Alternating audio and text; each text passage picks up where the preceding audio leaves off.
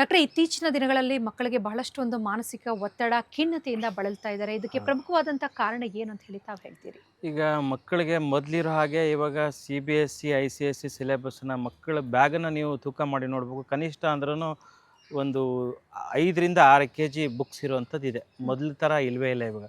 ಮಗು ಬೆಳಗ್ಗೆಗೆ ಸ್ಕೂಲ್ಗೆ 8 ಗಂಟೆಯಿಂದ ಒಂದು 3 ಗಂಟೆವರೆಗೆ ಸ್ಕೂಲ್ಗೆ ಹೋಗ್ಬಿಟ್ರೆ ಅದಾದಮೇಲೆ ಟ್ಯೂಷನ್ನು, ಅದಾದಮೇಲೆ ಬೇರೆ ಬೇರೆ ಎಕ್ಸ್ಟ್ರಾ ಕರಿಕ್ಯುಲರ್ ಆ್ಯಕ್ಟಿವಿಟೀಸು. ಈ ಥರ ಮಗುಗೆ ಬಿಡುವೇ ಇಲ್ಲ, ಅಥವಾ ಫಿಸಿಕಲ್ ಆ್ಯಕ್ಟಿವಿಟಿ ಇಲ್ಲ. ಮಗು ಮೊಬೈಲ್ ಯೂಸ್ ಮಾಡೋವಂಥದ್ದು, ಮೊಬೈಲಿಂದ ಸಿಕ್ಕಾಪಟ್ಟೆ ಮಕ್ಕಳು ಮೊಬೈಲ್ ಗೇಮ್ಸ್ ಆಡುವಂಥದ್ದು, ಈ ಎಲ್ಲ ಕಾರಣದ ಮಕ್ಕಳ ಮೇಲೆ, ಆರೋಗ್ಯದ ಮೇಲೆ ಮತ್ತು ಕಣ್ಣಿನ ಮೇಲೆ ದುಷ್ಪರಿಣಾಮ ಬೀರ್ತಾ ಇದೆ. ಹಾಗಾಗಿ ಅವರ ಡೈಜೆಷನ್ ಕೆಪಾಸಿಟಿ, ಪಾಚನ ಶಕ್ತಿ ಕುಂದಿಸುತ್ತೆ. ಹಾಗಾಗಿ ಪ್ರತಿಯೊಂದು ಮಗುಗೂ ಮಿನಿಮಮ್ ಅಟ್ಲೀಸ್ಟ್ 1.5ರಿಂದ 2 ಲೀಟ್ರ್ ನೀರನ್ನ ಕುಡಿಬೇಕು. ಮತ್ತು ಆಹಾರ ಅಂದರೆ ನಾನು ಆವಾಗಲೇ ಹೇಳಿರೋ ಹಾಗೆ ಈ ಫ್ರೂಟ್ಸ್ ಆಗಲಿ, ವೆಜಿಟೇಬಲ್ಸ್ ಆಗಲಿ, ಅಥವಾ ಕಾಳುಗಳಾಗಲಿ, ಈ ಥರದನ್ನ ಫುಡ್ಸನ್ನು ಕೊಡುವಂಥದ್ದು. ಇದನ್ನು ಆಗ್ತಾನೇ ಇಲ್ಲ. ನಾವೆಲ್ಲ ಪ್ಯಾಕ್ಡ್ ಫುಡ್ಸನ್ನು ಅಥವಾ ಈ ಬೇಕ್ರಿ ಪದಾರ್ಥಗಳನ್ನು ಅಥವಾ ಪಿಜ್ಜಾ, ಬರ್ಗರು ಈ ಥರ ಪ್ರಾಡಕ್ಟ್ಗಳನ್ನ ಕೊಟ್ಟು ಮಕ್ಕಳು ಒಬೇಸ್ ಆಗ್ತಾ ಇದ್ದಾರೆ. ಮತ್ತು ಅವರಿಗೆ ಬುದ್ಧಿಶಕ್ತಿನೂ ಕಡಿಮೆ ಆಗ್ತಾ ಇದೆ.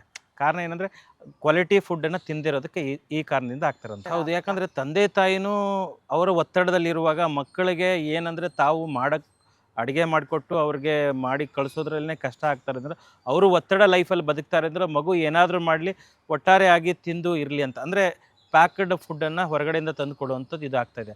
ಆ ತಂದೆ ತಾಯಿ ಪ್ರೆಷರು ಮಕ್ಕಳ ಮೇಲೆ ಬೀಳ್ತಾಯಿದೆ, ಮಕ್ಕಳಿಗೆ ಇನ್ನೂ ಪ್ರೆಷರ್ ಆಗ್ತಾಯಿದೆ. ಹೀಗಾಗಿ ಭಾಳಷ್ಟು ತೊಂದರೆ ಆಗ್ತಾಯಿದೆ ಮಕ್ಕಳ ಮೇಲೆ. ಡಾಕ್ಟ್ರೆ, ಇವತ್ತು ಪ್ರತಿಯೊಬ್ಬರಲ್ಲೂ ಸಹ BP ಶುಗರ್ ಅನ್ನೋದು ಕಾಮನ್ ಆಗಿಬಿಟ್ಟಿದೆ. ಅದರಲ್ಲೂ ವಿಶೇಷವಾಗಿ ಇವತ್ತು ಮಕ್ಕಳಿಗೆ BP ಶುಗರ್ ಅಂತ ನಾವು ನೋಡ್ತಾ ಇದ್ದೀವಿ. ಇವಾಗ ಒಂದು ಮಗುವಿಗೆ BP ಇದೆ, ಶುಗರ್ ಇದೆ ಅಂತ ಗೊತ್ತಾಗೋದು ಹೇಗೆ, ಕಂಡುಹಿಡಿಯೋದು ಹೇಗೆ? ಈ ದೊಡ್ಡವ್ರಿಗೆ ಏನು ಬರುತ್ತೆ ಅದನ್ನೇ ಬರುತ್ತೆ. ಈಗ BP ಇರೋರಿಗೆ ತಲೆ ಚಕ್ಕರ್ ಬರುವಂಥದ್ದು, ಸುಸ್ತಾಗುವಂಥದ್ದು, ಮತ್ತು ಶುಗರ್ ಇರೋರಿಗೆ ತಲೆ ಚಕ್ಕರ್ ಬರುವಂಥದ್ದು, ಸುಸ್ತಾಗುವಂಥದ್ದು ಆಗುತ್ತೆ. ಕಡಿಮೆ ಮಕ್ಕಳಲ್ಲಿ ಬರುವಂಥದ್ದು ತುಂಬ ಕಡಿಮೆ, ರೇರ್ ಆಫ್ ದಿ ರೇರು. ಯಾರಿಗೆ BP ಬರುತ್ತೆ ಅಂದರೆ ತುಂಬ ಸ್ಟ್ರೆಸ್ಫುಲ್ ಲೈಫಲ್ಲಿ ಲೀಡ್ ಮಾಡ್ತಾರೆ, ಫೈನಾನ್ಷಿಯಲಿ ಅಥವಾ ವರ್ಕ್ ಪ್ರೆಷರು, ಸ್ಟ್ರೆಸ್ಸಲ್ಲಿ ಇರ್ತಾರೆ, ಅಂಥವ್ರಿಗೆ ಬರುತ್ತೆ. ಮಕ್ಕಳಿಗೆ ಬಂದಿದೆ ಅಂತಂದರೆ ನಾವು ಬೇಸಿಕ್ಸ್ನ ಚೆಕ್ ಮಾಡಿದಾಗ ಗೊತ್ತಾಗ್ತಾ ಹೋಗುತ್ತೆ ಹೊರತಾಗಿ ಇಲ್ಲದೇ ಇದ್ದರೆ ಗೊತ್ತಾಗೋದಿಲ್ಲ ಅದು.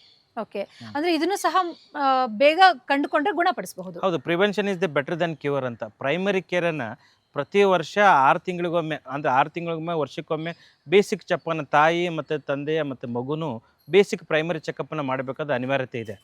ಯಾಕಂದರೆ ಮೊದಲೆಲ್ಲ ನಾವು ಹಾಸ್ಪಿಟ್ಲಿಗೆ ಏನಾದರೂ ಆದಾಗ ಬಿದ್ದಾಗ ಹೋಗ್ತೀವಿ ಹೊರತಾಗಿ ಮೊದಲ ಥರ ನಮ್ಮ ಆಹಾರ ವಿಹಾರನೂ ಸರಿ ಇಲ್ಲ, ನಮ್ಮ ಫುಡ್ ಸ್ಟೈಲು. ಮತ್ತು ಈಗ ಕೆಲವ್ರಿಗೆ ಏನಾಗಿದ್ರೆ ಬೇರೆ ಬೇರೆ ಥರ, ಈಗ ಬೆಂಗಳೂರಂಥ ಲೈಫಲ್ಲಿ, ಈಗ ನಾನು ಉತ್ತರ ಕರ್ನಾಟಕದ ಮಧ್ಯೆ ರೊಟ್ಟಿ ಊಟ ಅಥವಾ ಈ ಥರದ್ದನ್ನೇ ಬೇರೆ ಇರುತ್ತೆ. ಇಲ್ಲಿ ಬಂದಮೇಲೆ ಮುದ್ದೆ, ರೈಸು ಅಂತಿರುತ್ತೆ. ಈ ಆಹಾರ ಏನಂದರೆ ಅವ್ರಿಗೆ ಯಾವುದು ಸೂಕ್ತ ಆಗುತ್ತೆ ಅಂಥ ಆಹಾರ ತಿನ್ನುವಂಥ. ಕೆಲವು ಮಕ್ಕಳಿಗೆ ಚಿಕನ್ ತಿನ್ನುವಂಥದ್ದು, ಇದನ್ನು ಡೈಜೆಷನ್ ಆಗಲ್ಲ, ಡೈಜೆಷನ್ ಕೆಪಾಸಿಟಿ ಪೂವರ್ ಇರುತ್ತೆ.